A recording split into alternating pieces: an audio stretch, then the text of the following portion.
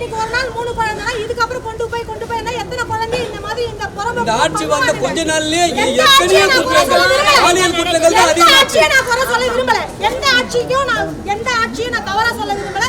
எந்த ஆட்சியும் நான் குறை சொல்ல விரும்பல. இதுக்கு நீதி கொடுக்கறவங்க நீதிபதிகள். இந்த குற்றத்துக்கு நீதிபதிகள் என்ன சொல்ல போறீங்க?